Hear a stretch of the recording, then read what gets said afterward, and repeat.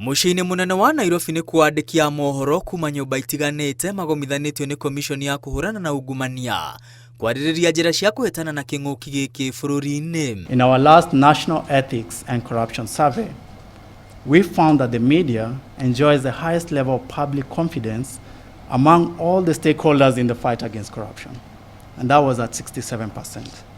And this is a powerful endorsement. Kĩgomano-inĩ gĩkĩ nĩ kwarũgamĩrĩri a wandĩki wa mohoro morĩtie EACC kũgacĩrithia ũgitĩri wa andĩki a mohoro kuona amwe makoretwo magĩtũngio mbũkĩrĩra na ũgitĩri wao kaigwo hatĩka-inĩ makĩmũrĩka ungumania. When a journalist is threatened over a story in the public interest, the EACC and security agencies must provide a safety parameter. No journalist should ever have to choose between their life and the truth. If they go down to EACC, they should not be told, I am not at liberty to share the information. It's the last place the journalists expect to hear that. Nyũmba cia mohoro ciugĩte nĩ irutĩte wĩra mũnene harĩ kumbũrania ungumania bũrũri-inĩ na kũnyita itemi nene harĩ gwakĩrĩria bara ya ungumania na ũguo mũbira ũrĩ mwena wa EACC. We want to see EACC conducting investigations and arrests completely out of the blues. Not because some politician has fallen out with the boss and so somehow things start happening. Suddenly they are not up to date on their KRA remissions. Suddenly there is a project they did that they did not. Timing is everything. Arũgamĩrĩri anene nyũmba-inĩ cia mohoro mendekithĩtie EACC iheo mahinya ma gũthuthuria na gũtwarithia na mbere macira ma ungumania nĩguo kũgacĩrithia bara ya kũhukia wĩkinaĩ ũyũ.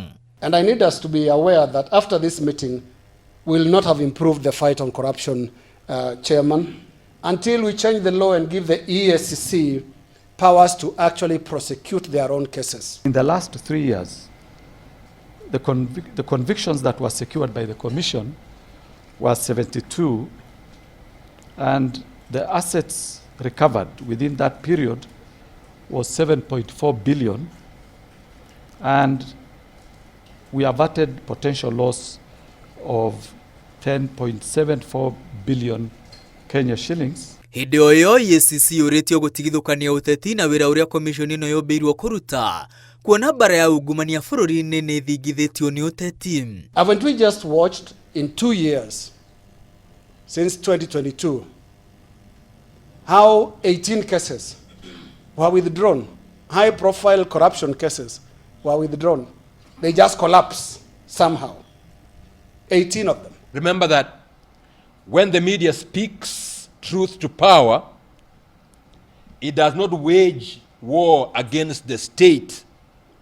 It redeems it. EACC ĩrĩte andĩki a mohoro ungumania ũthiĩte na mbere gwĩthegea thengia wa makinya manene marĩa komishoni ĩyo ĩtacũkĩtie. Nyũmba cia mohoro bũrũri-inĩ ciĩheanĩte gũthiĩ na mbere gwakĩrĩria bara ya kũhĩtana na ungumania na njĩra ya kwanĩrĩra rĩrĩa ungumania weyumĩria na kwanĩrĩra arĩa maratwarithia na mbere wĩkinaĩ ũyũ.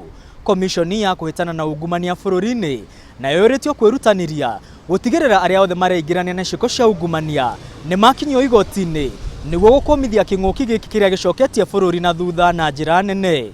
Ngĩribotera Inooro TV ndĩ mũciĩ-inĩ mũnene wa Nairobi, rĩtwa rĩakwa nĩ Mwangi wa Maina.